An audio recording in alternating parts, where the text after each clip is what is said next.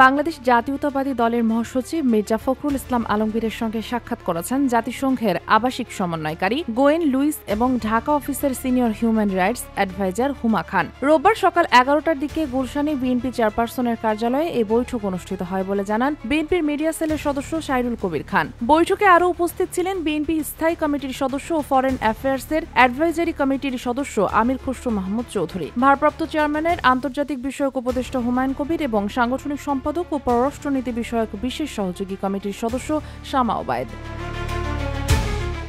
বৈঠক শেষে সাংবাদিকদের সঙ্গে কথা বলেন গোয়েন লুইস। তিনি বলেন, রোহিঙ্গাদের পরিস্থিতি অত্যন্ত শোচনীয়। এই মানবিক সংকট মোকাবেলার বাংলাদেশের আরও আন্তর্জাতিক সহযোগিতা প্রয়োজন। এ সময় আমির খসরু মাহমুদ চৌধুরী জানান, বৈঠকে রোহিঙ্গা প্রত্যাবর্তন ইস্যুতে বিস্তারিত আলোচনা হয়েছে। বিদেশি সহায়তা ও জাতিসংঘের ভূমিকা নিয়েও কথা হয়। তিনি আরও বলেন, রোহিঙ্গা প্রত্যাবর্তন নিয়ে জাতিসংঘ তাদের সমর্থন পুনর্ব্যক্ত করেছে।